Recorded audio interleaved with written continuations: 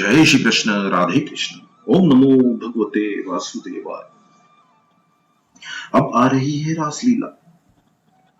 महाप्रभु जी ने दशम स्कंद को गोवर्धननाथ का हृदय कहा है और रासलीला को प्राण।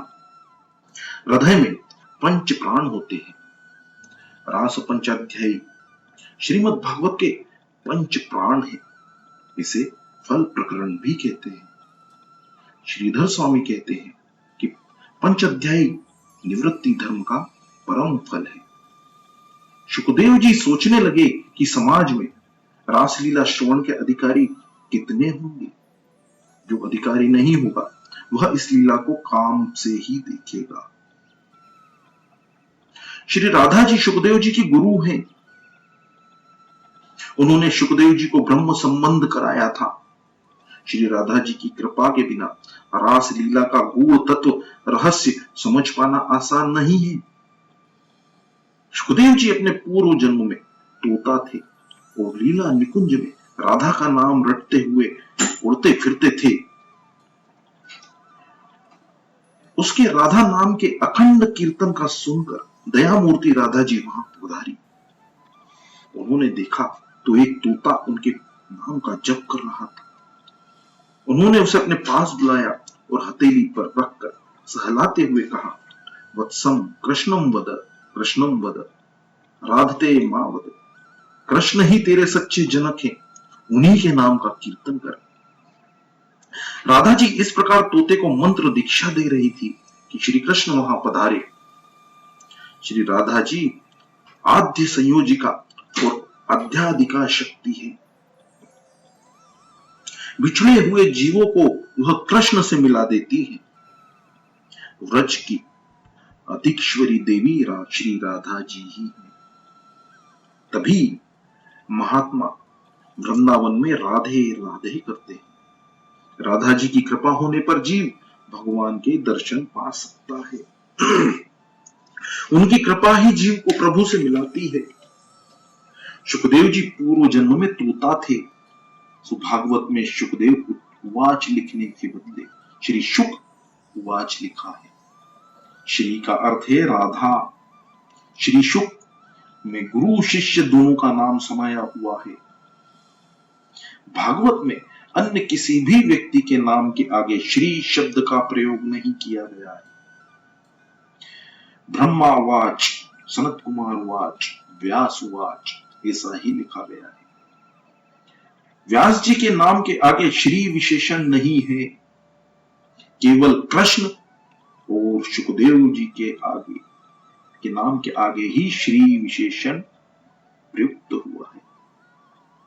भगवान कृष्ण राधा जी के हृदयेश्वर है और सुखदेव जी कृपा पात्र शिष्य, तथा इन दोनों के नाम के आगे श्री विशेषण प्रयुक्त हुआ है। राधा जी ने श्री कृष्ण को तोता देते हुए कहा, यह तोता मुझे बड़ा प्यारा लगता है। अंतरंग में राधा जी सुखदेव जी की गुरु है। जो परमात्मा के साथ संबंध जोड़कर आता है वह है महाप्रभु।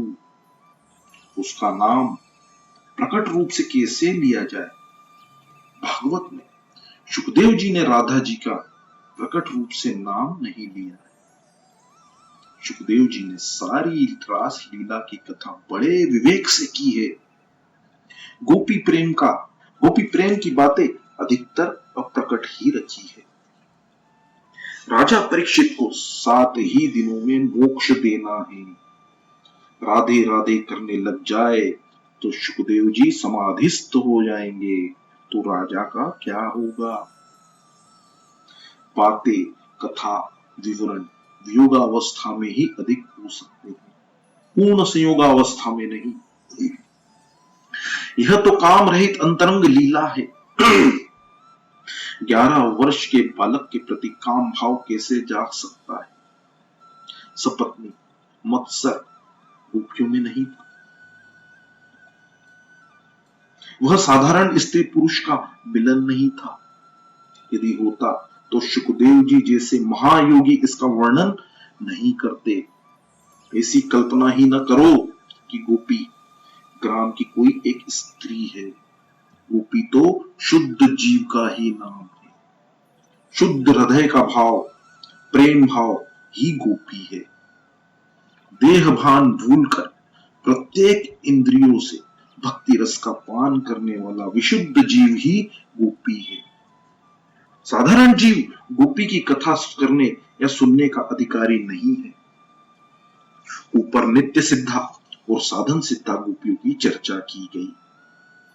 कुछ ज्ञानी ब्रह्म रूप होना चाहते हैं, कुछ गोपियां ईश्वर के साथ एक होना नहीं चाहती। एक होंगी तो ईश्वर के रस स्वाद का अनुभव नहीं कर पाएंगी। जीव ईश्वर के साथ एक हो जाए तो उनके रसात्मक स्वरूप का अनुभव नहीं किया जा सकता। ईश्वर के रस स्वरूप होने के कारण ज्ञानी पुरुष उसमें डूब जाते हैं, फिर भी वे रसात्मकता का अनुभव नहीं कर पाते, क्योंकि वे ईश्वर से कुछ भिन्न नहीं रहते। ईश्वर से पृथक रहने से ही उनका रसानुभव किया जा सकता है। नित्य सिद्धा गोपियां वे हैं जो कन्हैया के साथ आई हुई है। साधन सिद्धा गोपियों के कई भेद हैं। श्रुति रूपा वेद के मंत्र गोपी बनकर आए हैं। वेदों ने ईश्वर का वर्णन तो अतिशय किया है, फिर भी उन्हें अनुभव नहीं हो पाया है। ईश्वर केवल वाणी का नहीं, ध्यान का विषय है। संसार का विस्मरण हुए बिना ईश्वर से साक्षात्कार नहीं हो पाता। तभी तो वेदाभिमानी देव गोकुल में गोपी बनकर आए हैं। दूसरे है ऋषि रूपा। जीव का सबसे बड़ा शत्रु है काम। ऋषियों ने बहुत तेरा प्रयत्न किया, फिर भी वह मर नहीं पाया। तप करने से शरीर और इंद्रियों का काम तो चला जाता है, किंतु मन में बसा हुआ काम, बुद्धिगत काम जाता नहीं है। ब्रह्म संबंध स्थापित किए बिना बुद्धिगत काम बना रहता है। उस काम को कृष्णार्पण करना है। विश्वामित्र और पराशर जैसे शक्तिशाली ऋषि भी काम के आगे झुक गए। सूर्य को तिरोहित करने वाले मुनि काम को दूर नहीं कर सके। काम मर न पाया तो ऋषि थक हार कर गोपी बनकर गोकुल में आए। हम श्री कृष्ण को काम अर्पण करके निष्कामी बनेंगे। जो काम को मार सकता है उसके लिए श्री कृष्ण दूर नहीं है। काम तो अनंग है, वह जीव को, आत्मशक्ति को धीरे धीरे मारता है। सात्विक भोजन के बिना वह नहीं मर पाएगा। काम श्री कृष्ण को दूषित नहीं कर सकता। श्री कृष्ण की चिंता करने वाले का काम कुछ नहीं कर सकता, तो स्वयं कृष्ण का ही तो वो क्या बिगाड़ सकता है। गर्ग संहिता में एक कथा है। एक बार श्रावण मास में रास के समय भगवान श्री कृष्ण बड़े विलंब से आए, तो गोपियों ने उनसे कारण पूछा। कृष्ण ने कहा, मेरे गुरु मुनि दुर्वासा आए हैं, मैं उनके दर्शनार्थ गया था। गोपियों को आश्चर्य हुआ, आपके गुरु? तो कृष्ण ने कहा, हाँ, दुर्वासा मुनि मेरी ब्रह्म विद्या के गुरु हैं। गोपियों ने सोचा, भगवान के गुरु कितने महान होंगे, हम उन्हें भोजन कराएंगे। श्री कृष्ण ने कहा, मेरे गुरु भूख लगने पर दिन में एक ही बार दुर्वा रस पीते हैं, भोजन नहीं करते। तुम्हारा प्रेम शुद्ध होगा तो वे आहार करेंगे। गोपियों ने भली भांति भांति के मिष्ठान बनाए। सोचने लगी कि अब दुर्वासा को बुलाना है। मुनि का आश्रम तो यमुना के सामने किनारे पर था। बाढ़ आई हुई थी, करें तो क्या करें? उन्होंने श्री कृष्ण से पूछा, तो यमुना जी से कहना कि यदि श्री कृष्ण बाल ब्रह्मचारी है और बाल उपवासी हो तो हमें मार्ग दीजिए। गोपियां तो जानती ही थी कि कृष्ण दूसरों को परमानंद देने के लिए ही क्रीड़ा करते हैं। गोपियां अधिकारी थी, यमुना जी ने मार्ग दिया। गोपियां आश्रम में आई और दुर्वासा से भोजन करने का आग्रह किया। दुर्वासा ने कहा, वैसे तो खाने की कोई इच्छा नहीं है, फिर भी तुम्हारी इच्छा है तो मेरे मुंह में ग्रास रखती जाओ। गोपियों ने जो कुछ खिलाया वह सब कुछ उनके पेट में चला गया। जो कुछ बनाया था वो सब कुछ उनके पेट में चला गया। गोपियों ने सोचा कि ऋषि की संतान होंगी ही नहीं, सो खाते समय याद न आई। उन्होंने दुर्वासा जी से पूछा, आपने भोजन तो भली भांति किया है ना? दुर्वासा जी बोले, नहीं तो, मैं तो नित्य उपवासी हूं। यदि मेरी बात जचती नहीं है तो यमुना जी से कहना कि यदि दुर्वासा नित्य उपवासी हो तो मुझे मार्ग दे। बिल्कुल वैसा ही हुआ। गोपियों ने श्री कृष्ण को सब कुछ बताया। गुरु शिष्य दोनों बराबर के हैं। इतनी सारी रानियां होते हुए भी कृष्ण बाल ब्रह्मचारी है और मिष्ठान का ढेर ढेर डकार जाने वाले ऋषि दुर्वासा नित्य उपवासी। यह कैसा ब्रह्मचारी है और यह कैसा उपवासी। दुर्वासा को किसी भी प्रकार की वासना नहीं है। उन्होंने खाया तो बहुत, किंतु बिल्कुल स्वाद लिए बिना ही। खाने वाला और खिलाने वाला नारायण है। दुर्वासा की यह ब्रह्मोपासना है।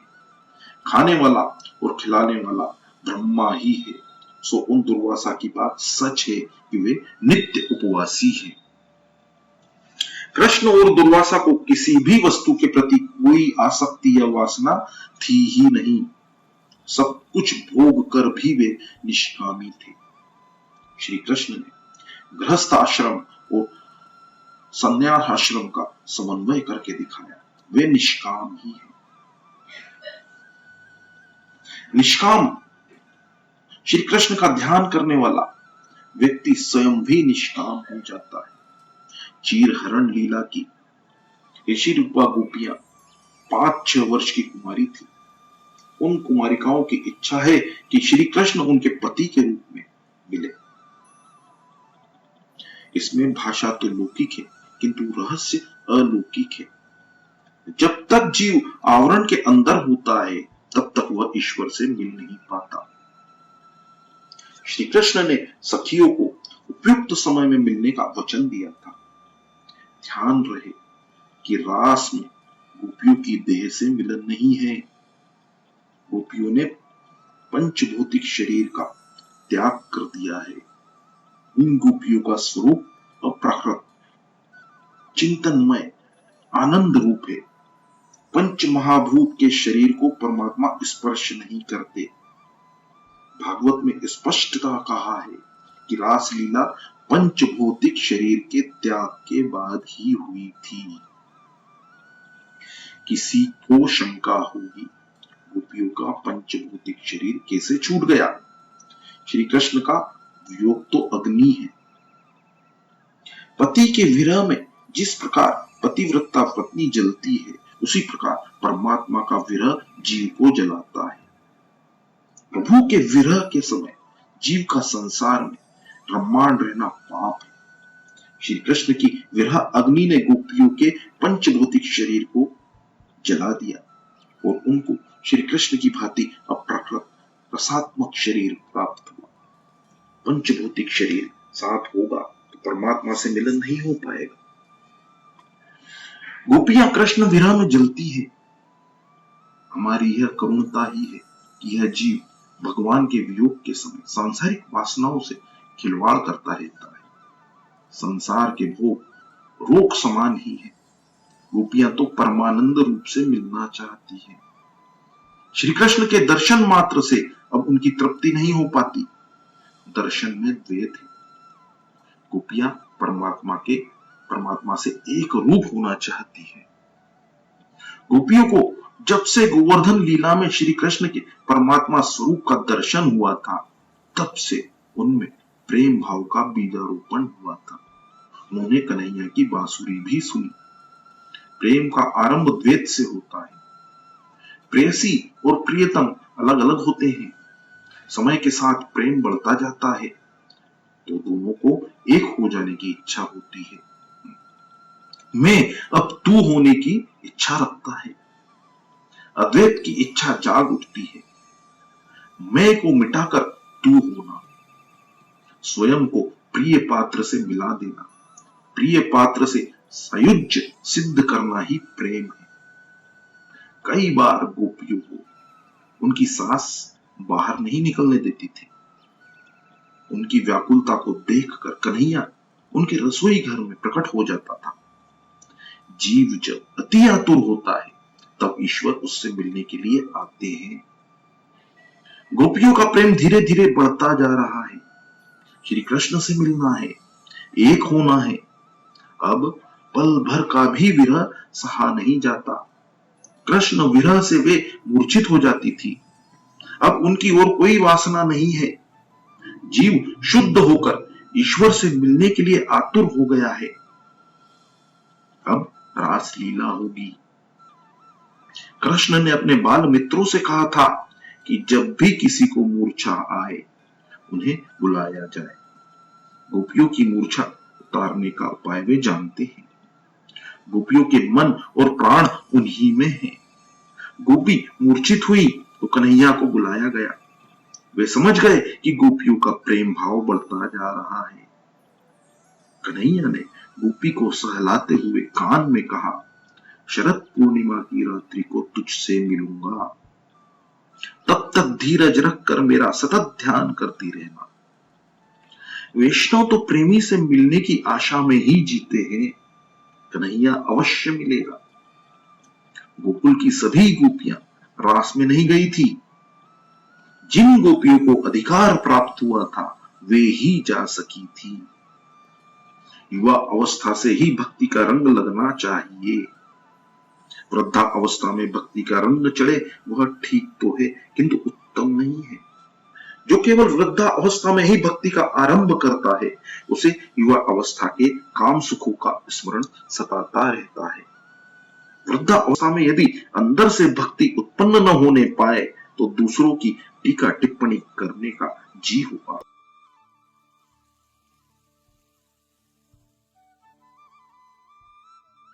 करते रहना सबसे बड़ा पाप है।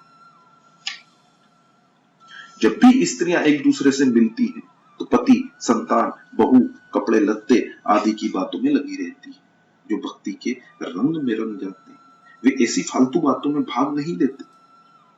बाल पक जाने के बाद माला न फेरे तो उसका कलेजा और काला हो जाता है। बाल के साथ कलेजा उजला न हो सके, यह बड़ी दुखद की बात है। जय श्री कृष्ण। राधे कृष्ण। ओम नमो भगवते वासुदेव।